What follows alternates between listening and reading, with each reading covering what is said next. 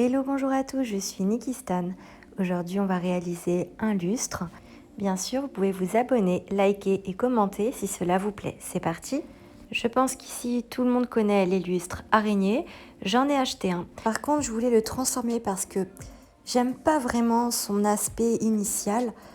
Je trouve que ça part un petit peu dans tous les sens. C'est un peu trop brut pour moi.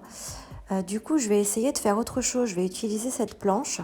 Je vais vous montrer tout ça parce que là, les néons laissés par les anciens occupants, pour moi, c'est plus possible. Donc, je vais utiliser cette planche. Il me semble que ça vient de chez Ikea. Bref, on me l'a donné. C'est le parrain de ma fille qui me l'avait donné, qui traînait dans le garage. Et on va utiliser cette planche qui fait 2,50 m. Alors, je l'avais mise là, cette planche, et en retirant les équerres, ça m'a arraché la peinture parce que j'avais repeint un petit coup sur les équerres. Bref, c'est pas grave, on va réparer ça tout à l'heure. Donc on va commencer par faire des trous. Le lustre araignée que j'ai acheté, je l'ai eu à un super bon prix. D'ailleurs, je le trouve plus sur Amazon, je l'avais acheté sur Amazon, 27 €. D'ailleurs, maintenant, cette annonce est indisponible. J'ai dû prendre le dernier paquet. Et donc, on a 8 emplacements en poule à 27 €. Donc là, on va vraiment essayer de faire les trous de façon égale, un petit peu partout. On va faire donc 8 trous sur cette planche. Bon, je vous passe les détails de mes calculs. En tout cas, voilà, 1, 2, 3, 4, etc., etc. Bon, là, ma planche, c'est du faux bois, hein. Planche en stratifié, enfin, des trucs qu'on a dans les cuisines, des plans de travail. Donc si vous voulez éviter que ça fissure, vous pouvez rajouter par-dessus du ruban adhésif, du scotch, pour éviter que ça ne fissure ou que ça pète un peu trop autour du trou. Oups. Bon, moi j'en utilise jamais, mais je ne suis pas un exemple à suivre. Mais voilà, je fais tout simplement tout doucement. Bien sûr, on ne va pas percer de l'autre côté. Là, vous allez voir que je vais utiliser la belle face pour fixer en fait mes ampoules, vous allez voir. Et de l'autre côté, en fait, la face qui est brute, elle va être cachée. Donc on perce toujours de la face où on veut que ce soit joli, parce que derrière, en fait, ça fissure beaucoup plus que devant. En effet, derrière, il y aura plus d'éclat que devant, et c'est dû à la force de la mèche, du perçage en fait. Voilà, j'ai mes 8 petits trous, ils sont là, ils sont beaux, tout est parfait, tout va bien. Les lustres araignées sont livrés avec ces genres de fentouses, enfin, ça sert à fixer chaque branche au plafond pour que ça pende. Donc on va retirer ça. On va également utiliser ce qui nous est également fourni. C'est des petits trucs à visser pour que ça tienne et que ça ne tombe pas. Pour que le fil tienne et qu'avec le poids de l'ampoule, en fait, ça ne glisse pas à chaque fois et qu'on puisse mettre à la hauteur que l'on souhaite.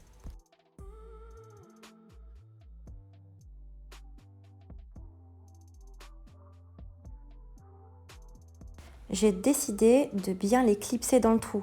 Ça va être super esthétique. Par contre, c'était trop petit, donc je vais devoir agrandir le trou. Donc utiliser une mèche à bois plus grande.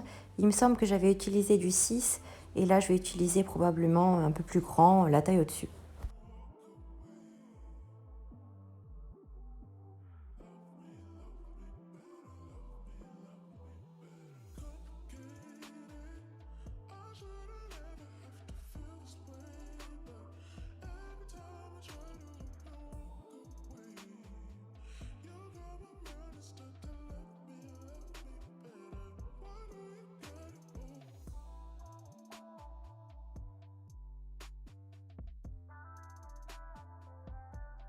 Et là, ça fait vachement plus propre qu'un simple trou.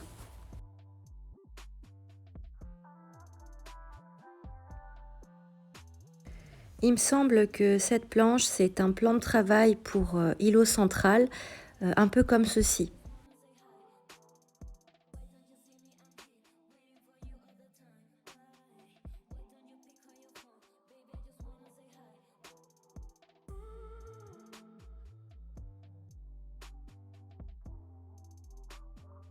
Donc voilà, je mets un léger point de colle chaude pour que ça tienne bien.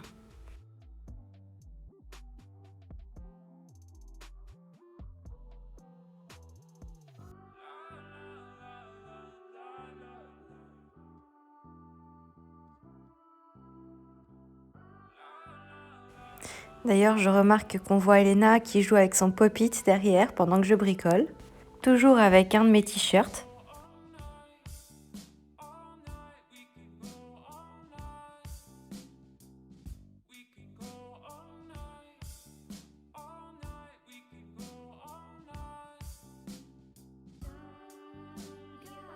Là, je vais devoir le retourner. Je ne savais pas trop comment faire et Vicky m'a donné l'idée de le mettre sur les pieds des tabourets.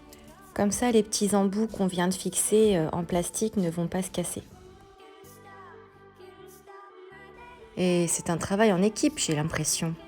Alors là, on va fixer les autres embouts un petit peu en ventouse, là, pour qu'ils puissent tenir parfaitement les câbles et qu'en fait, les câbles ne descendent pas tout seuls une fois que le lustre sera fixé. Le lustre araignée est vendu avec un socle, en fait, qu'on met tout en haut sur le plafond. Il est assez grand. On ne va pas l'utiliser, mais par contre, on utilise tous les autres accessoires. Je fais cette vidéo surtout en tant que tuto parce que je cherchais moi aussi une idée, comment utiliser un lustre araignée et je n'ai pas trouvé la solution. Je n'ai pas non plus trouvé la solution pour camoufler un maximum tous ces câbles parce que j'ai qu'une sortie électrique. Donc voilà pourquoi je fais cette vidéo. Voilà les ampoules que j'ai achetées, vraiment pas chères sur Amazon, je pense que c'était 5 € l'ampoule. Et ça me plaît bien sûr il faut utiliser des LED, c'est beaucoup plus sécurisé, ça ne chauffe pas, on ne sait jamais. Alors maintenant on va couper les embouts de câbles électriques. Alors moi j'utilise ça, mais on peut très bien utiliser un couteau, une pince. J'avoue qu'avec ce dénude de câbles, c'est beaucoup plus simple. Là, tous mes câbles sont neufs, donc coupés net à l'extrémité. Mais si vous utilisez d'autres câbles pas neufs, vous recoupez avant de dénuder. Donc là, on va dénuder. Là, par exemple, j'ai un peu trop dénudé à mon goût, donc c'est pas grave, je vais raccourcir un petit peu. On va dire que vous devez dénuder la taille d'un ongle. De toute façon, je vous expliquerai un peu plus tard. Mais voilà, là, on va dénuder. On enlève l'isolant.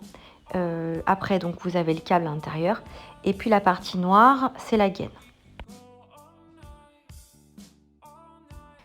Alors, là, je parle vraiment pour les débutants et je suis désolée s'il y a des pros parmi nous qui suivent cette chaîne. Donc là, je vais utiliser des wagots. On va mettre tous les câbles intérieurs. Les wagots, on les utilise pour tout ce qui est câble assez flexible, souple. Et pour les câbles en cuivre qui sont épais, on utilise d'autres trucs. Là, on le voit sur la vidéo, le truc noir, c'est un truc qu'on visse, vous allez le voir après. Mais les wagots, en fait, là, c'est un truc clipsable, ça, on clipse à l'intérieur les câbles qui sont souples. Et voilà, le petit bidule noir, là, eh bien, ça se visse.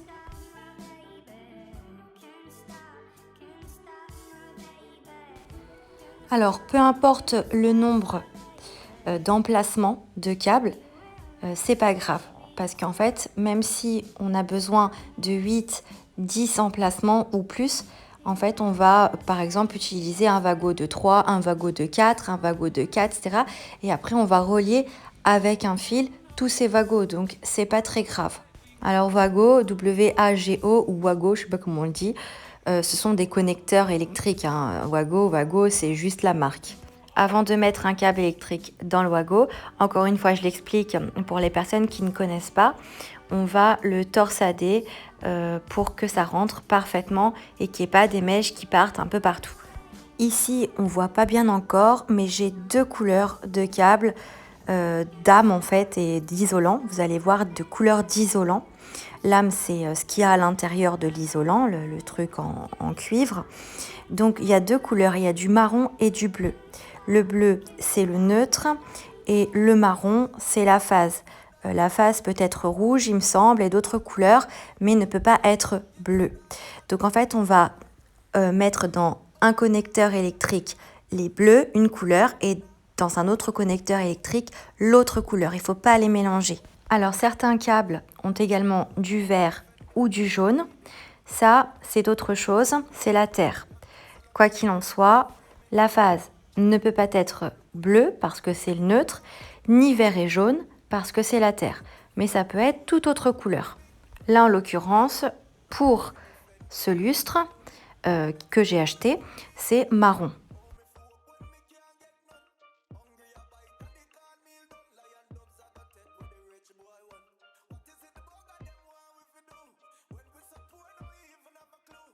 Donc pour savoir si on a dénudé à la bonne dimension, il ne faut pas que ça dépasse ou que ce soit trop court tout simplement quand on clipse. De toute façon, je vous remontre tout le petit circuit tout à l'heure. Là, on va retirer les néons. Bien sûr, on disjoncte juste avant.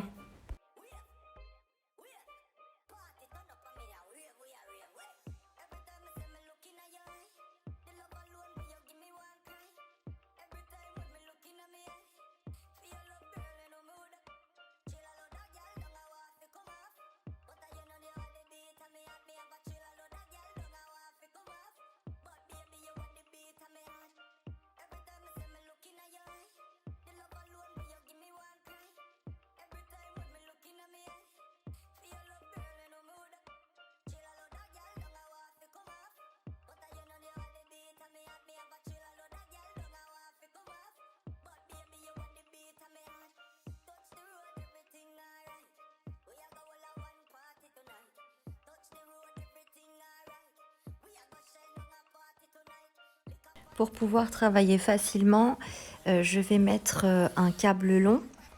Comme ça, je pourrais faire tous les branchements par terre, enfin proche du sol. Parce que si j'accroche le lustre et que je fais les branchements en haut, je ne vais pas y arriver. Surtout si ça ne marche pas, ça va être une vraie galère. Donc voilà, là on ne va pas utiliser les wagots parce qu'on voit que c'est du câble qui est pas souple, mais on va utiliser les petits bidules noirs, les connecteurs noirs qui se vissent. Bah après c'est simple, hein, il faut juste connecter les bonnes couleurs avec les bonnes couleurs.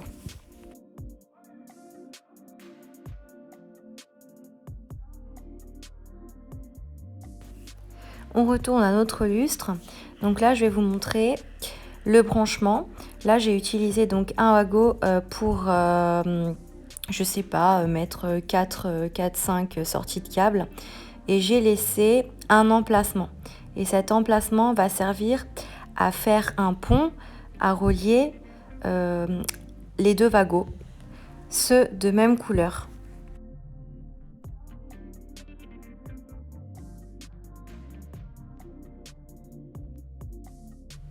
Et bien sûr, le dernier, il faudra qu'il ait donc deux emplacements, un pour faire le pont avec le premier wagot et le deuxième emplacement, ça va tout simplement servir à brancher la sortie électrique qui vient du plafond et à relier le tout au plafond en fait.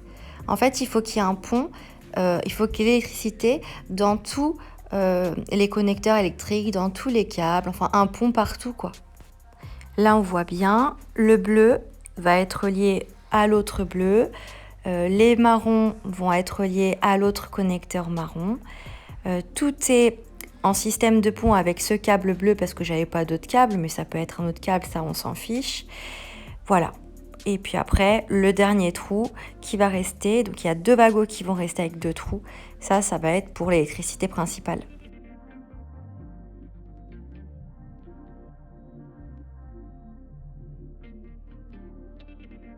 Alors après avoir clipsé ou vissé vos câbles électriques, il faut toujours tirer dessus pour voir si ça tient bien, sinon ça va faire des courts-circuits ou ça peut cramer.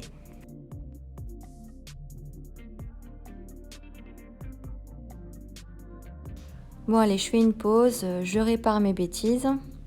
Vous savez les bêtises sur mon mur là.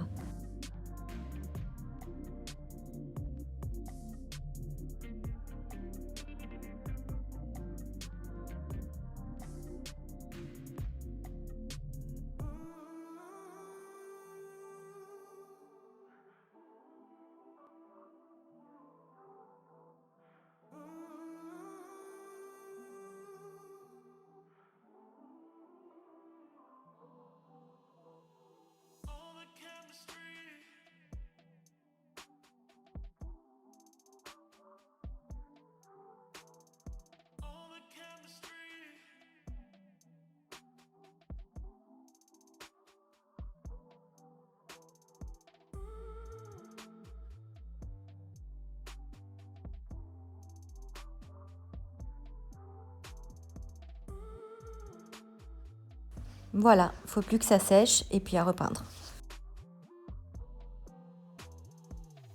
Pour fixer au plafond des charges lourdes, vous avez plusieurs possibilités. Ça dépend aussi du type de plafond que vous avez. Donc vous pouvez utiliser ça, faire plein de trous, utiliser des chevilles ou bien utiliser ça. Ça rentre en fait dans le trou et ça va s'ouvrir à l'intérieur de votre plafond. Donc moi j'ai de la brique creuse, je vais utiliser ça va être super, le truc à droite. J'ai acheté ça aussi mais j'ai pas encore utilisé, apparemment c'est des super chevilles, à voir. Donc on va faire un gros trou pour pouvoir faire passer ce truc métallique que je vous ai montré et puis ça va s'ouvrir à l'intérieur, vous allez voir. Je vous mets le lien du bidule dans la description. Il me semble que j'ai utilisé une mèche de 14, enfin plutôt une fraiseuse plate de 14. Donc moi j'ai de la brique creuse. Si vous avez du béton, là il va falloir utiliser les chevilles spéciales béton plein, ou si vous avez autre chose, par exemple du béâtré, c'est-à-dire du plâtre, vous pouvez utiliser plutôt le truc rond que je vous ai montré et faire plein de trous et mettre des chevilles mollies. C'est mieux parce qu'en fait la charge, le poids va être réparti, ça tient moins bien que les briques creuses, et utiliser les chevilles mollies c'est mieux d'en mettre plusieurs sur du plâtre, le plâtre donc comme je vous dis qui tient moins bien, voilà, donc c'est mieux comme ça.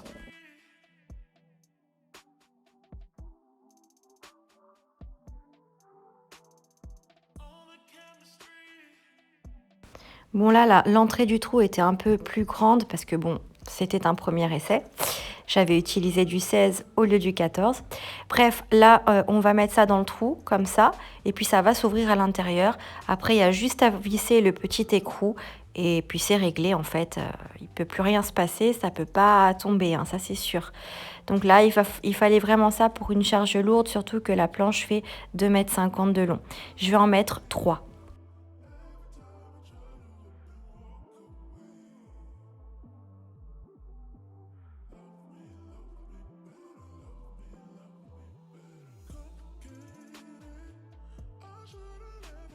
Donc là, on a un crochet au plafond que je vais bien serrer. On va également mettre un crochet sur la planche, assez balèze le crochet, et les deux vont venir s'emboîter, donc l'un dans l'autre, et c'est comme ça que ça va tout simplement tenir, et il n'y aura pas un grand écart entre le plafond et le lustre. Ainsi, je vais pouvoir camoufler les câbles. Pour mettre le crochet, le gros, il faut juste un petit peu prépercer, juste histoire de l'enfoncer. Et après, il faut y aller avec la force pour visser le crochet définitivement.